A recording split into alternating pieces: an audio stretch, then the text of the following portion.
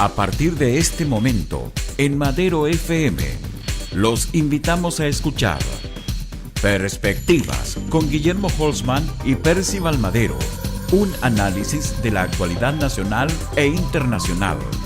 Perspectivas, a esta hora en Madero FM. Bienvenidos. Estamos nuevamente acá con nuestro distinguido colega y amigo Guillermo Holzman, cientista político, en nuestro programa En Perspectivas, como todas las semanas, y con ustedes permanentemente analizando circunstancias de lo que puede pasar o de lo que pasa acá en el mundo y particularmente en Chile también. Hoy día vamos a analizar un sistema con nuestro amigo que es Estado, Delincuencia y Democracia, particularmente porque hoy día han tomado mucha atención respecto a los problemas que tenemos en las cárceles, delincuencia, problemas de desafección interna, torturas, han dicho algunos también. Guillermo, te aprovechamos de saludar y agradecerte nuevamente que estés en nuestra mesa acá en Madero y particularmente en nuestro programa Perspectivas. No, gracias a ti, Percival, y un agrado saludar a todos, digamos, nuestros auditores y televidentes. Y efectivamente hay un tema respecto carcelario que viene hace muchos años, que no se ha logrado superar y que ahora está en la agenda pública a raíz de la paliza que le dan internos dentro de la cárcel a los ecuatorianos que mataron a una mujer salvajemente en la vía pública. Y ese es más o menos el contexto en el cual ellos se dan. Ahora, es verdad que nosotros estamos al debe en materia de cárceles. Hoy día las cárceles nuestras no toleran más detenidos, digamos, más presos, ¿no? Sabemos que en las cárceles hay personas que están acusadas efectivamente de delitos y otras que están por acusarse, o sea, están presas mientras salen sus sentencias. Pero tenemos un problema delicado porque si tuvieran todas las personas detenidas, las que hoy día buscan las policías, la capacidad de las cárceles obviamente no da para mantener a toda la cantidad de presos que tenemos en Chile.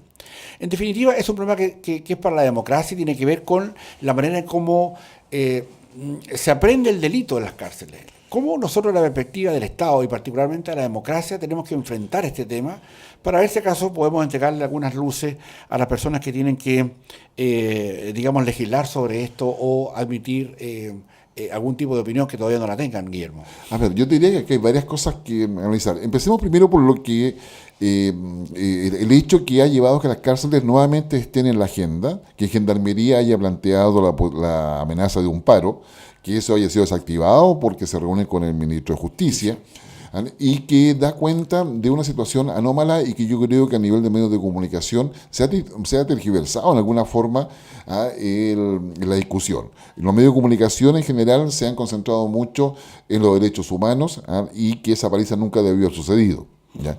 Yo diría los datos así duros nos indican qué cosa. Primero que eran extranjeros los que mataron a la ciudadana chilena que trabajaba en la Universidad de Chile, y la matan salvajemente. En virtud de eso, logran ser detenidos. Es como un asesinato calificado. Exactamente. Logran ser detenidos, lo cual habla bien de la labor policial. Es decir, un asesinato que sucede en la madrugada, finalmente la policía logra capturar a los hechos. Cuando estas personas llegan a la cárcel, se enfrentan a la realidad penitenciaria de nuestro país, donde la cárcel, adentro de ella, hay una serie de territorios, entre comillas, que son dominados por los líderes delictuales de las cárceles, que son personas que tienen, la palabra correcta es mozos, así entre comillas, que son los que lo atienden. Soldados le llaman a muestra. Exactamente, soldados que le ven la seguridad, pero los protegen, manejan un territorio y ellos están asociados a un sistema de organización que tiene ramificaciones fuera de la cárcel. Además, no solamente adentro. Entonces, adentro es la ley del más fuerte, y el que tenga más capacidad de manejo tiene eso. Bien. Ahora bien, en ese contexto llegan estos ecuatorianos y son los internos los que en definitiva les van a pegar. Esto yo diría importante porque en varios medios de comunicación empiezan con el tema de violación de derechos humanos y lo vinculan con el gobierno militar o la dictadura, como tú le quieras llamar. Y sucede que aquí no tiene nada que ver una cosa con otra. O sea, es decir, no se puede hacer una comparación. ¿Por qué? Porque primero los ecuatorianos son atacados por internos, no por agentes del Estado. O sea, ningún gendarme le fue a pegar a los ecuatorianos. Así es. Eso yo creo que Hay que dejarlo claro. o sea, ningún gendarme. De hecho, el gendarme que, entendemos, ya quedó libre, ya no está en prisión preventiva, el sargento que estaba ahí, estaba superado a todas luces por la cantidad de reos, pero particularmente con una imposibilidad absoluta de meterse a raíz de que quienes estaban propinando la paliza eran grupos distintos de esta suerte de líderes intelectuales, o líderes carcelarios que estaban allí. De carteles dentro de las cárceles. Exactamente, entonces meterse ahí una persona sola a tratar de era generar las condiciones perfectas para un motín. Pero más allá que eso pueda haber sucedido o no, el solo hecho de que una persona esté frente a más de 100 o más de 200 no más de 400, pero ya siendo más de 10 claramente una persona sola no puede. Entonces yo diría que, por lo tanto yo diría que el tema que viene acá tiene que ver primero con las condiciones carcelarias, tiene que ver con la posibilidad de que los propios internos consideren que ellos pueden aplicar su juicio, aplicar una suerte de su propia ley, porque les pegan, no solamente por ser ecuatorianos o por ser extranjeros, les pegan porque están haciendo algo que solamente lo hacían ellos. O sea, es decir, hay un tema de cultura detrás de esto que es un poco más complejo de poder analizar. Es decir, ninguno de esos líderes que está ahí, que pertenece a banda organizada, que tiene ramificaciones fuera de la cárcel, está dispuesto a que vengan extranjeros a tomar territorio que es de ellos, territorio chileno, que para ellos es territorio delictual.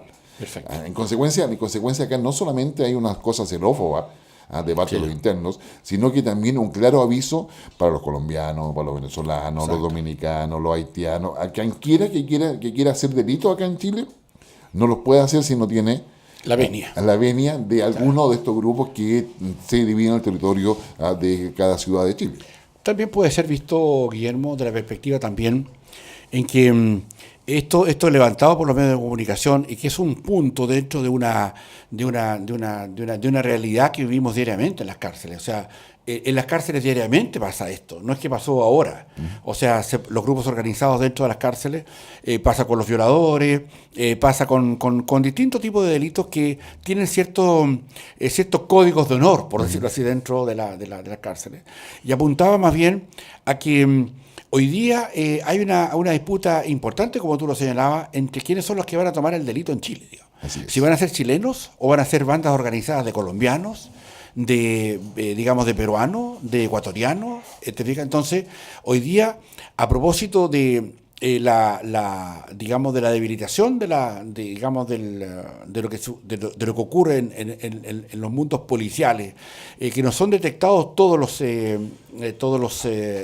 crímenes o delitos, y que muchas veces estos delitos entran nuevamente a esta puerta giratoria, muchas veces no a consecuencia de que nos piden, sino que también tenemos una debilidad jurídica. Nuestros jueces muchas veces son incompetentes para entender, o muchas veces, digámoslo claramente, me responsabilizo de estas palabras, no tienen muchas veces criterio. Ya hemos visto un par de cosas que han dejado libre a algunas personas que llevaban armas en su cuento, porque no siguió el protocolo, por ejemplo, o en otras circunstancias también parecía de lo que ocurrió hace poco. Ya voy a, debida cuenta de ese dato que me falta, pero que apuntaba a que muchas veces la delincuencia está siendo hoy día organizada, tomada y dirigida por los carteles que no están aparentemente hoy día dirigidos desde las cárceles. Entonces ahí tenemos un problema.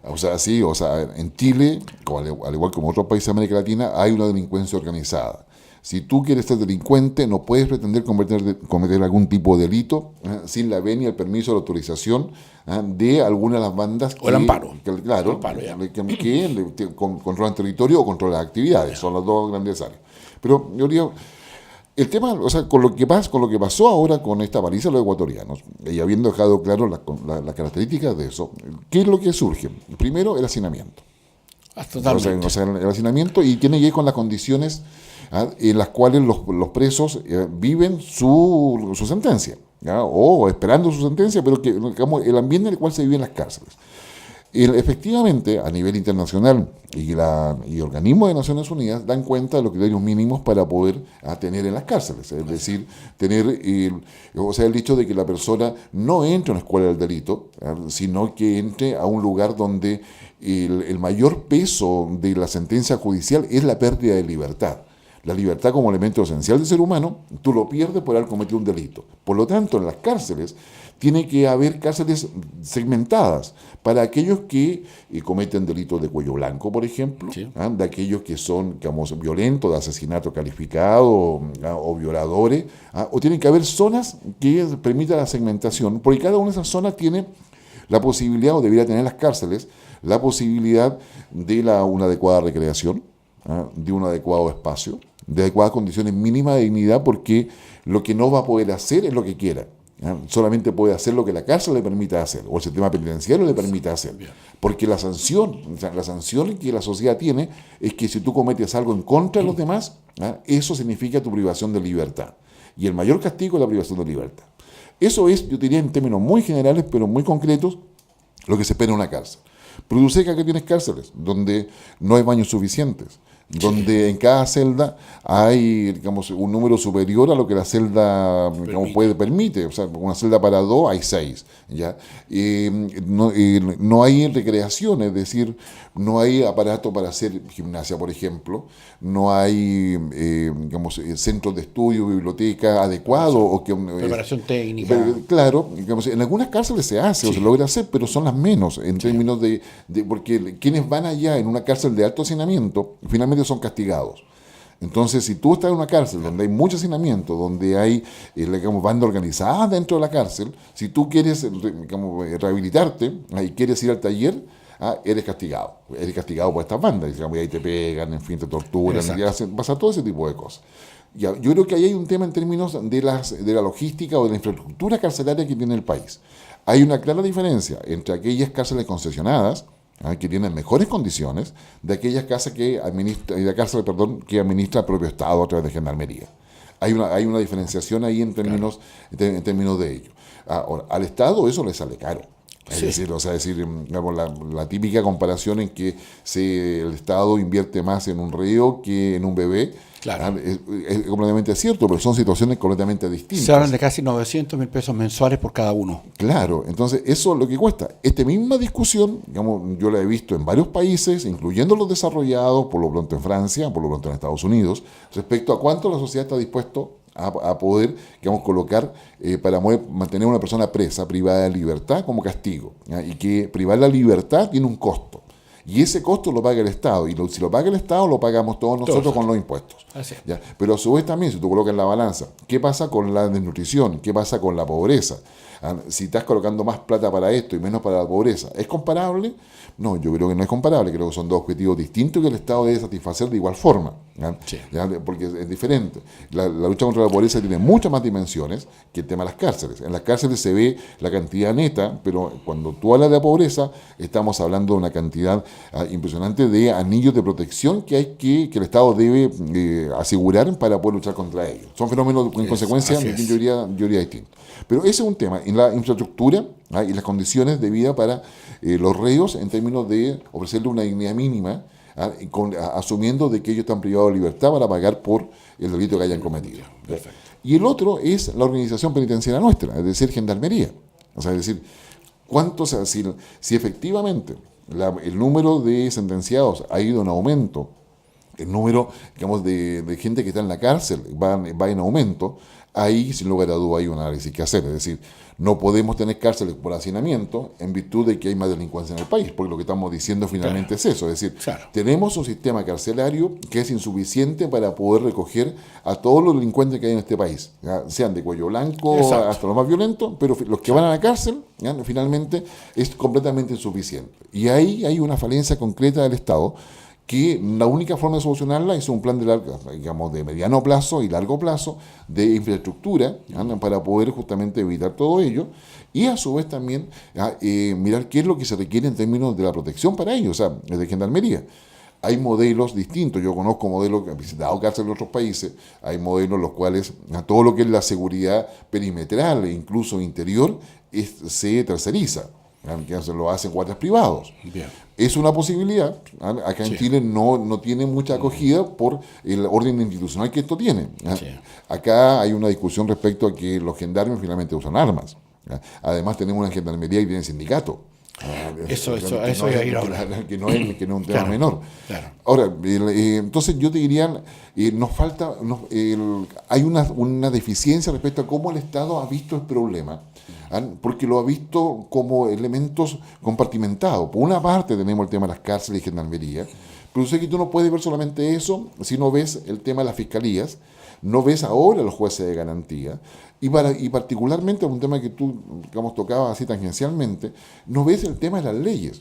O sea, cuando un juez de garantía, más allá con ustedes de acuerdo o no con lo que hace o con lo que dictamina, es pro acusado. Claro. Es pro acusado en términos de que él dice, perfecto, esta persona está acusada de robo, ¿ya? Entonces, ¿cuáles son las evidencias en contra de esta persona? ¿Ya? Digamos, ¿no? Y si las evidencias no están conforme a la legislación dice, Los protocolos para eso. los protocolos para eso, el juez de garantía lo va a dejar en libertad. Entonces, ahí, ¿es el tema solamente de los jueces? No, hay un tema de vacío de la ley, porque la policía cumple, es decir, o sea, de hecho, si tú ves lo que ha sido todas estas redadas que el gobierno ha realizado, y las estadísticas dicen que muchas personas estaban con orden de detención, etcétera. Es decir, la policía cumple su función, yo diría, relativamente bien si uno toma esa estadística. ¿Ya? Es decir, detiene a la gente que hay que detener cuando quiere detenerla. Ahora, el tema cuando llega al proceso, hay resquicios, hay leyes que tienen vacío respecto a la cualificación de la evidencia, y eso le deja al juez de garantía un espacio de autonomía para definir si acaso la acepta o no la acepta. Porque por ley no se le dice claramente qué cosa es evidencia. Es decir, usted robó, si le pregunto, ¿usted robó eso? No robé. ¿Qué evidencia hay? ¿Alguien lo vio? No. ¿Hay huellas? No. Entonces no hay nada.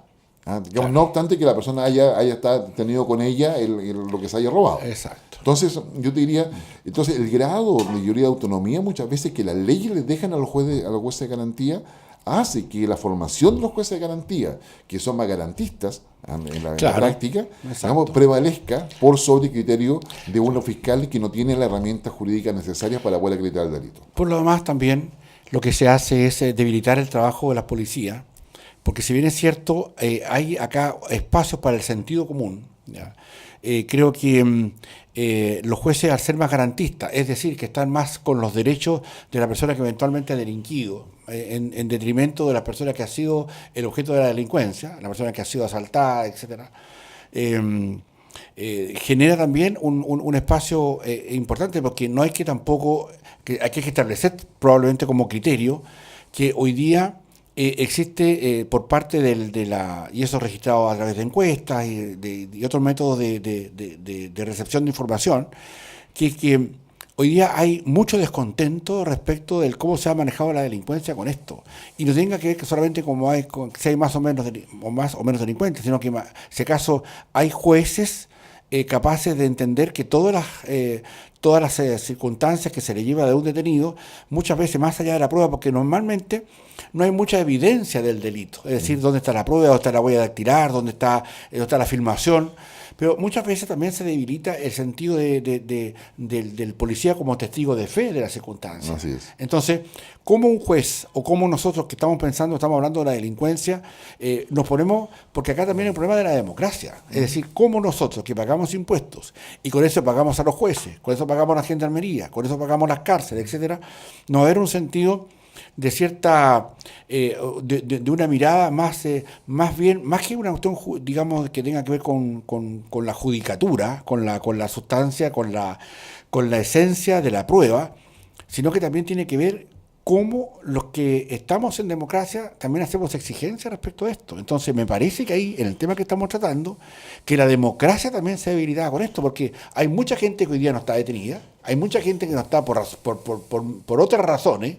Tenemos casos de impuestos internos, tenemos casos, no sé, Penta, Sokimich y tantos más que hay hoy día, te fijas, que tampoco están presos y que también figuran como una, bueno, ¿por qué uno sí y por qué otro no? O como decía un distinguido jesuita que dirige la parte de la capellanía dentro de la iglesia, el padre Roblero, decía, nosotros estamos castigando acá también a los más pobres. La delincuencia no castiga a todos por igual, castiga a los más pobres. Entonces también tenemos un problema de cierta equidad que no está funcionando ahí, que hace más difícil la sustentación de la democracia en este aspecto. Es que yo creo que hay un falso dilema ahí, pero efectivamente, cuando uno lo lleva a la percepción, claramente hay unos que son más iguales que otros.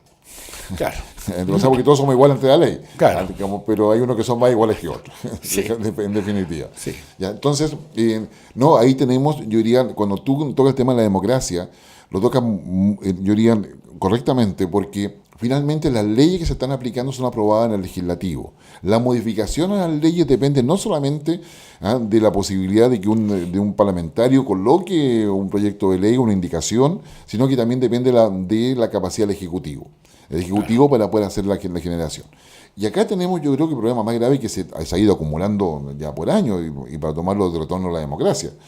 En definitiva, Chile, siendo un país presidencial, no hay una capacidad presidencial para poder generar una visión más estratégica sobre temas que son relevantes.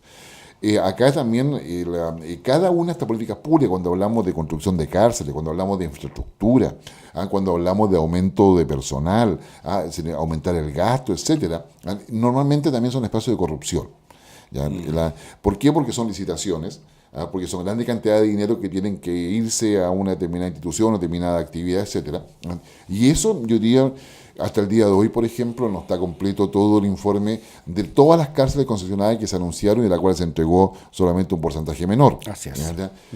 No hay claridad respecto a cómo los recursos que el Estado sostenidamente en cada gobierno ha dispuesto para poder apoyar toda esa actividad. Y ahí baste ver el tema de Sename, baste ver el tema ahora de Gendarmería, y baste ver varias sendas, y baste ver varios otros servicios más.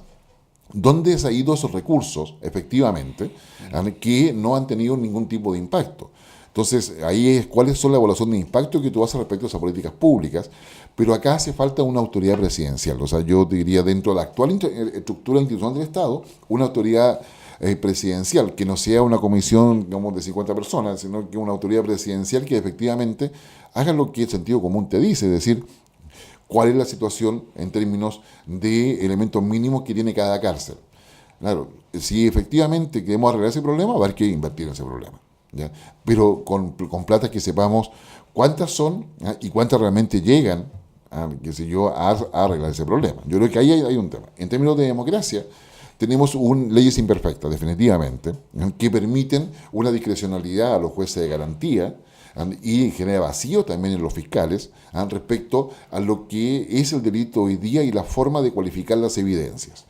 Ahora, eso también significa reconocer otra cosa que no se dice, porque no es bueno para ningún gobierno, que cuando hay muchos delitos que no pueden ser investigados o que no pueden ser probados respecto a los culpables responsables de esos delitos, no solamente se debe a los vacíos que puede haber en la ley, sino que tenemos una delincuencia más preparada y organizada. Ese es un punto muy importante. O sea, tenemos una delincuencia donde la delincuencia está asociada a un modelo de negocio. O sea, es decir, el delincuente observa primero a quién va a robar. Va a robar y sabe que si lleva guantes, sabe que si no hay huellas, sabe que si inhabilita la cámara, sabe que aun cuando lo vean, digamos, el retrato hablado no constituye por sí misma evidencia contundente frente a la acusación de un fiscal. Tenemos a un delincuente que tiene asesoría legal. Que la pone el Estado también. Ojo. Además, o sea, digamos, aparte de la que tiene por la banda a la cual pertenece, claro, el propio Estado le genera una defensoría. Entonces, acá hay un delincuente que está protegido. Es decir, ahora, digamos, y este delincuente protegido se hace evidente cuando se trata de delitos violentos. Aquellos delitos, por ejemplo, asociados al financiamiento irregular de la política, que son que finalmente lo que se sanciona no es el financiamiento irregular, sino se sanciona por un delito tributario, por dar boletas ideológicamente falsas. Ahí hay un vacío de legislación que no se ha puesto al día. ¿Y por qué no se ha puesto al día? Porque no se ha discutido en el Congreso, porque no ha habido iniciativa presidencial ninguna para ponerlo al día, porque no hay una voluntad de actualizar nuestras leyes que puedan tipificar adecuadamente los delitos. La tipificación de los delitos actuales requiere una revisión profunda, yo te diría, de nuestro Código Penal, de las otras leyes asociadas a la tipificación de delitos que puedan existir. Y ahí yo te diría tenemos un vacío. Muchos de estos estudios se han realizado en varias universidades, no todas, pero Facultad de Derecho, sí. Hay muchas tesis asociadas a esto. Entonces yo te diría que la verdad, yo pienso hoy día que una autoridad presidencial que junte la información, si acá no se requiere inventar la cosa de nuevo, pero se requiere ordenar lo que se está haciendo donde hay un despilfarro o una entrega de recursos que finalmente, cuyo objetivo no está claro cómo se están cumpliendo, y cada vez es más caro. O sea, cada vez es más caro porque no tenemos ese orden previo necesario para poder focalizar justamente nuestro esfuerzo. Y tenemos que preguntarnos, aunque pudiera parecer injusta la pregunta, si acaso las personas que no quieren hacer algo en esto, que particularmente viene del Ejecutivo, o de parlamentarios que tengan interés en el tema, o de autoridades que tengan interés en el tema, es si no se meten o no quieren hacer nada porque no tienen interés o porque están, coludidos con esto. Y este es un asunto muy fuerte y muy profundo, provocador. Tiene que ver también con la actitud que las autoridades tienen que ver de cómo vemos nosotros desde la democracia o también desde los medios de comunicación esa inacción que hoy día hay. Para la democracia, ¿cuántos años es una posibilidad así antes de terminar nuestro tiempo, Guillermo? Cada vez que uno se plantea que hay vacíos, que hay discrecionalidad en la autoridad, que hay vacío legal, me refiero, discrecionalidad en la autoridad, o mala aplicación de la norma porque es confusa, estamos hablando, yo diría, de una disposición, una voluntad política en quienes propusieron las leyes, en quienes aprobaron las leyes, para poder generar esa impunidad en términos conscientes o inconscientes. Cuando eso empieza a pasar, estamos en lo mismo que hemos visto en Brasil, en lo mismo que hemos visto en varios países de Centroamérica. Estamos hablando acá de una corrupción generalizada. La corrupción no aparece sola. La corrupción aparece porque están los vacíos para que esa corrupción aparezca. O sea, es decir, la democracia, si una de las cosas... El concepto mínimo de democracia es la separación de poder, ¿no es cierto? Sí, claro. Eso es el mínimo es la separación de poder. Ejecutivo, legislativo, judicial. Claro. ¿Y por qué se planteó la separación de poderes al inicio del Estado moderno? Para que ningún poder tenga todas las atribuciones y se puedan vigilar entre ellos. Cuando los poderes no tienen la capacidad de autorregularse o autovigilarse y no tienen la capacidad de autovigilarse entre ellos, tenemos una formalidad de democracia, pero no una verdadera democracia. Cuando caímos en esa formalidad de democracia, la corrupción encuentra el terreno fértil. El espacio. ¿Por qué? Porque todos o miran para el lado, o no está la ley que se necesita, o no se discute nunca. Cuento corto, termino. Ahora, el ministro secretario general de la Presidencia, Blumel, alega que las urgencias que el Ejecutivo coloca en el Congreso no se aprueban o no se aplican. Y estamos hablando que tenemos indicación de ley antiterrorista, tenemos varias leyes sobre seguridad que no se están viendo, tenemos varias otras leyes importantes desde el punto de vista de políticas públicas que no se discuten porque el Congreso, y particularmente el Partido Socialista, está concentrando la agenda de tal forma de poder generar una oposición institucional, usando la institucionalidad al Ejecutivo. Aquí no estamos pensando en si acaso es bueno para el país o no es bueno para el país, estamos pensando en cómo llevamos una oposición desde la institucionalidad, porque los partidos políticos no tienen esa capacidad. Así es. Ahora bien, para terminar también dejamos solamente la preocupación planteada que tiene que ver, vamos nosotros con esta delincuencia, con esta democracia, como Estado, vamos camino a lo que es la mexicanización de nuestra democracia o nuestra colombianización de nuestra democracia. Yo diría sí, o sea, y me dejo responsable, como tú también te haces responsable de tu dicho, yo diría que sí. O sea, nosotros estamos haciendo todo lo posible para darles los espacios a la delincuencia para que se tome el Estado. O sea, cuando tú tienes, el año pasado, este año va a ser la semana pasada, de hecho, hubo un tiroteo de más de 5 horas en una población de Santiago, donde no apareció ninguna autoridad. O sea, la policía no aparece. Es decir, o sea, yo lo único que te puedo decir, lo que he estudiado, cuando la delincuencia organizada, que está vinculada al crimen organizado, toma un control territorial, ¿ya? El Estado perdió. Así es. O sea, perdió porque ahí no hay carabinero, no hay PDI, no hay quien pueda entrar. Y si los fiscales quieren hacer algo, los jueces quieren hacer algo, son amenazados. Es decir, hay una cadena ahí. Cuando el crimen organizado ingresa, esto es narcotráfico, pero el narcotráfico tiene que ver, además, ahora lo que hemos visto, tráfico de armas, sí, bueno. ya, porque y todo el tráfico asociado a recursos naturales, llámese minería, llámese pesca, llámese forestal, son elementos esenciales de todo ello. Por lo tanto, yo te diría, cuando ya es evidente y los medios de comunicación no pueden más que mostrarlo, claramente estamos en una situación en la cual vale la pena decir que sí, no estamos, vamos en el camino justamente equivocado al cual nunca hemos querido ir. En perspectiva, distinguidos amigos, auditores y televidentes, hemos tratado un tema extraordinariamente delicado para el futuro de nuestro país, que espero tengan a bien ser atendidos, no solamente por las autoridades, sino que también por ustedes, distinguidos ciudadanos y ciudadanas, que son los grandes objetivos de nuestra conversación en perspectiva con nuestro colega y amigo Guillermo Holzman. Guillermo, gracias por estar nuevamente con nosotros en nuestro panel de acá en Madero, en Perspectivas, y hasta una próxima oportunidad. Muchas gracias. No, gracias a ti, Percy. Gracias a ustedes. Aquí concluye Perspectivas con Guillermo Holzman y Percival Madero. La actualidad nacional e internacional cada jueves desde las 2 de la tarde.